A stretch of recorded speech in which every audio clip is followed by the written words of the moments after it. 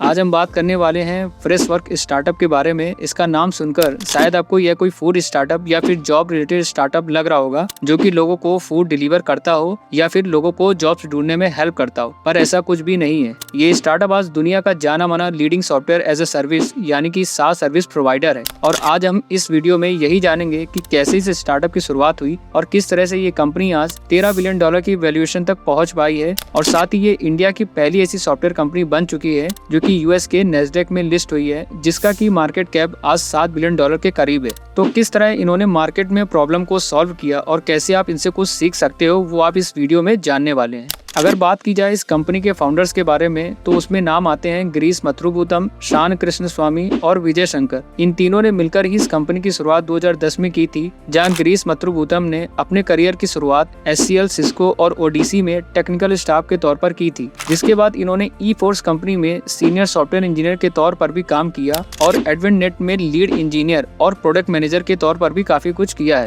इन्होंने Zoho corporation के साथ भी 5 साल से ज्यादा टाइम तक काम किया है, जिसके बाद इन्होंने इस कंपनी को 2010 में बनाया और फिर पूरा फोकस अपने खुद के स्टार्टअप को दे दिया। इसके अलावा इस कंपनी को बनाने में शान कृष्णस्वामी और विजय शंकर ने भी काफी मदद की है और ये दोनों लोग भी इससे पहले जोहो कॉर्पोरेशन के ही एम्प्लॉय हुआ करते थे। जिसके बाद इन्होंने फ्रेशवर्क को ज्वाइन किया और आज तक यहाँ पर इनके साथ बने हुए हैं। जैसे कि इस कंपनी के फाउंडर पहले से ही जोहो कॉर्पोरेशन में काम करते थे और उनको SaaS प्रोडक्ट और उसके स्कोप के बारे में काफी अच्छे से समझ आ गया था। इस फील्ड में काफी ज्यादा ग्रोथ है। जिसके बाद गिरीश मथुरूबुतम ने जोहो कॉर्पोरेशन के ही अपने 2 दोस्तों के साथ मिलकर 2010 में फ्रेशवर्क की शुरुआत की। इन्होंने देखा कि जैसे जोहो बाहर के मार्केट में बड़े बड़े बिजनेस को अपनी SaaS सॉल्यूशन प्रोवाइड करके बहुत ज्यादा रेवेन्यू जनरेट कर रहा है, तो वो भी यही काम इंडिया के छोटे छोटे बिजनेसेस के लिए बहुत अच्छे से कर सकते हैं। इनके मार्केट में और भी कई सारे प्रोडक्ट्स हैं जिनको इन्होंने अभी कुछ साल पहले यानी कि 2021 में ही लॉन्च किया है, जैसे कि Freshdesk, Freshservice, Freshsales, fresh collar,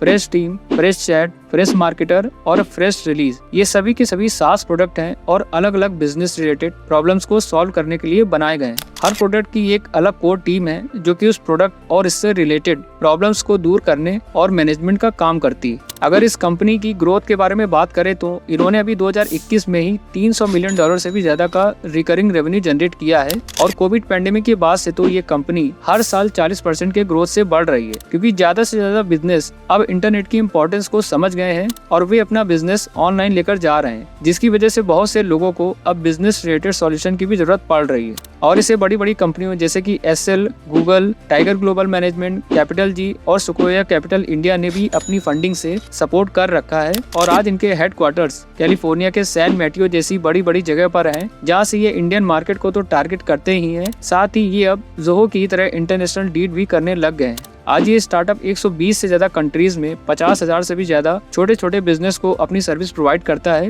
और अभी इनकी कंपनी में लगभग 4300 से भी ज्यादा ग्लोबली एम्प्लॉयज हैं, जिनमें से 70% से भी ज्यादा अभी 30 से कम उम्र के हैं। अब बात करते हैं हमने इस स्टार्टअप की स्टोरी से क्या सीखा। इस स्टार्टअप से हमें यही सीखने को मिलता है कि जरूरी नहीं है कि आपको कोई बिजनेस बनाने के लिए हर बार कोई नया आइडिया ही लाना पड़े। बहुत से लोग दूसरे के बिजनेस स्ट्रक्चर को समझ के और उसे बेहतर बना के मार्केट में प्रेजेंट करते हैं और उसके बेस पर एक अच्छा खासा स्टार्टअप बना भी लेते हैं। काफी सारी कंपनीज ने भी यही किया है और आज वो करोड़ों रुपए भी कमा रही है। और अगर आपको लगता है कि मार्केट में ऑलरेडी इतने बड़े बड़े प्लेयर्स हैं, तो आपसे कोई सर्विस क्यों ही लेगा। बात यह है कि ये बड़ी बड़ी कंपनीज भी काफी ज्यादा चार्ज करती हैं और सर्विस भी उसके हिसाब से ही देती है। पर बहुत सारे छोटे छोटे बिजनेस को भी सर्विस चाहिए होती है, पर वो इतना ज्यादा बजट लेकर नहीं चलते हैं और यहीं पर नई कंपनियां अपना प्रॉफिट बना सकती हैं। साथ ही आप दूसरे लोगों से अच्छे और कम दाम में लोगों को सर्विस या प्रोडक्ट को बेचकर भी अपने आप को यूनिक बना सकते हैं और अपने बिजनेस को ग्रो भी कर सकते हैं। तो आज की इस वीडियो में बस इतना ही। अगर आपको ये वीडियो पसंद आई हो तो वीडियो को लाइक करें, कमेंट करें और साथ ही हमारे चैनल को सब्सक्राइब करके बेल आइकन दबाना ना भूलें।